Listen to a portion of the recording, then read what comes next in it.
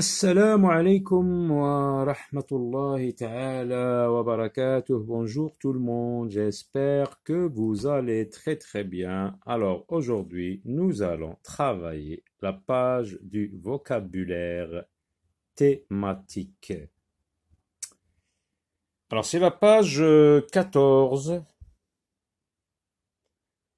La page 14, donc regardez, c'est un extrait de l'histoire de Bryce. Nous sommes toujours dans le texte narratif.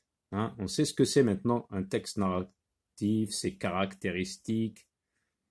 Alors un texte narratif, c'est quoi? C'est un texte qui raconte une histoire, réelle ou fictive, réelle ou imaginaire. Ici, par exemple, avec Bryce, nous sommes en présence d'un texte narratif fictif. Donc c'est une histoire fictive, imaginaire. Pourquoi? Parce que, bon, Bryce est un extraterrestre. Il va voyager avec les deux hommes dans une soucoupe volante dans l'espace pour rejoindre ses sujets parce qu'il va devenir un prince. Alors, un texte narratif, donc, voilà, on continue à citer les caractéristiques du texte narratif. On a dit c'est une histoire qui raconte un texte, c'est un texte qui raconte une histoire réelle ou fictive, et où il y a un narrateur qui raconte. Un narrateur qui peut raconter l'histoire à la première personne du singulier, je, ou bien il, ou bien les deux en même temps. Si c'est un personnage de l'histoire, s'il fait des actions lui aussi dans le texte, dans l'histoire. Alors, qu'est-ce qu'on trouve dans un texte narratif? On trouve beaucoup regardez, l'an dernier, à l'école. L'an dernier, c'est le temps, c'est un indicateur de temps. À l'école, c'est un indicateur de lieu. On a dit que dans un texte narratif, nous sommes presque obligés d'utiliser ces indicateurs-là qui servent à limiter ou bien à localiser l'espace où se passe l'histoire, le temps aussi, dans ce qu'on appelle le cadre spatio-temporel. Alors, on va essayer de traduire un peu en arabe. L'an dernier, السنة الماضية في المدرسة, à l'école, j'ai eu un copain formidable. أصبح عندي أو كان عندي صديق أو رفيق هنا. كان عندي رفيق رائع, هائل, رهيب. Un copain unique au monde. رفيق فريد من نوعه. Un copain unique au monde. فريد من نوعه. Il était orphelin. كما تلاحظون نستعمل الماضي في النص السردي. النص السردي نعيد. النص السردي هو حكاية يمكن أن تكون واقعية أو خيالية. فيها راوي. الراوي هو الذي يحكي. إما أن يكون شخصية من الحكاية فيقوم بأفعال هو الآخر فيصبح شخصية من شخصيات القصة والحكاية. ففي هذه الحالة يستعمل الضمير جو أو أنا أو فعلت هذا وتركت هذا إلى آخره. وإما أن يستعمل الاثنين مع la troisième personne du singulier comme on a dit il أو هو يحكي عن شخصية أخرى. Il était orphelin كما هو الحال هنا يحكي عن برايس والراوي هنا يحكي عن برايس بالضمير il أو la troisième personne du singulier ou bien elle si c'était une fille. كان يتيما رفيقي كان يتيما في اللغة العربية نبدأ برفيقي كان يتيما. Il paraît qu'on l'a trouvé au sommet d'une colline. يبدو أو يقال أو سمعت أنه وجد qu'on l'a trouvé أو عثر عليه au sommet d'une colline في قمة تلة. التلة c'est une colline couverte de neige مكسوة بالثلوج عندما alors qu'il était bébé عندما كان رضيعا عندما كان جنينا. Il s'appelle Bryce. اسمه Bryce et c'était mon copain à l'école وكان رفيقي في المدرسة. C'est un vrai ami. إنه صديق حقيقي. Parce que les vrais amis, لأن الأصدقاء الحقيقيين sont ceux devant qui vous ne craignez rien. هم الذين لا تخشى شيئا بجانبهم وأنت برفقتهم. Même s'ils sont loin. ولو كانوا بعيدين عنك.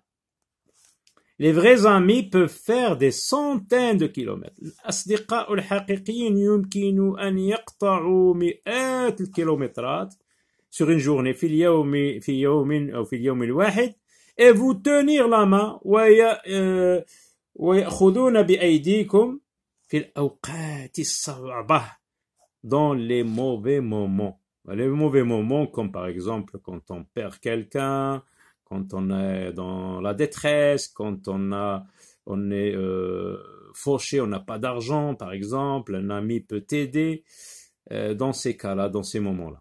La vraie signification de ami. المعنى الحقيقي للصديق وهنا avec eux صديق أو الصديقة. La vraie signification d'ami, de ami, et là on a écrit de ami entre guillemets, c'est quelqu'un qui vous aime. هو شخص يحبك كما هو أنت. كما هو أنت. يحبك كما هو أنت. Mon copain bizarre. Donc هذا عنوان القصة الكاملة. الكاتبان Jean Guilloret et Serge Bloch.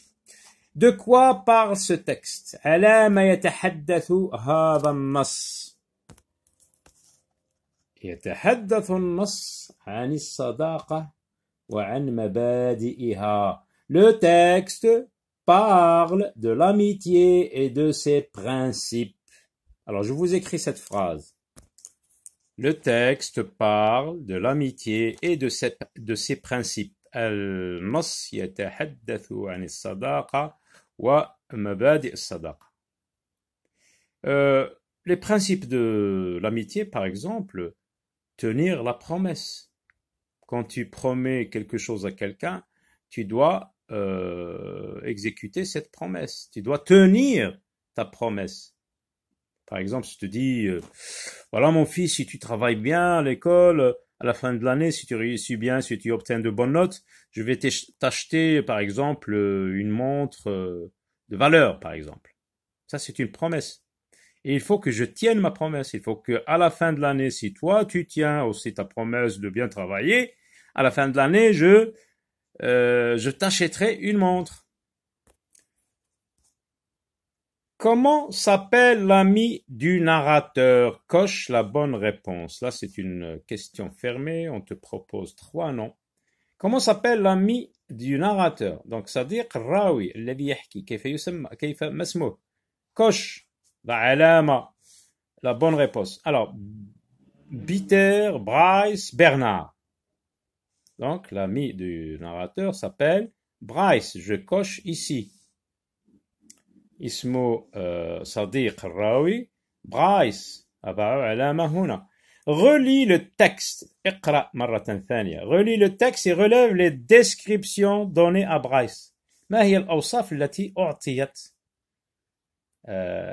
لبرايس? Alors l'ami Bryce, les descriptions, on a 3 lignes, donc 1, 2, 3. Alors quelles sont les descriptions données à Bryce? Alors, dans le texte, on a dit que Bryce était formidable. Voilà une description. Formidable. Copain unique au monde. Voilà la deuxième description. Il était orphelin. Voilà la troisième description. Donc, on les écrit ici. Formidable. Unique au monde, et on a dit à la fin comment? Orphelin, yatim. Par quoi se caractérisent les vrais amis dans le texte? Par quoi, c'est quoi leurs caractéristiques, les vrais amis? Qu'est-ce qu'ils peuvent faire pour leurs amis? Alors, les vrais amis peuvent faire des centaines de kilomètres en une journée et vous tenir la main dans les mauvais moments. Là, vous avez la phrase dans le texte, donc vous copiez la phrase ici. Les vrais amis peuvent faire des centaines de kilomètres en une journée et vous tenir la main dans les mauvais moments. Comment peux-tu expliquer l'expression mauvais moment? Donne des exemples. Alors, les mauvais moments sont les situations difficiles. الأوقات السيئة والصعبة هي أو الوضعيات الصعبة، مثلا كالمرض، عندما تكون مريضا يعودك أو يأتي لزيارتك، صديق يأتي لزيارتك. La perte d'un objet, par exemple, tu as perdu quelque chose très très importante, ou la perte d'un membre de la famille, par exemple, quand tu es en détresse. C'est ça les mauvais moments.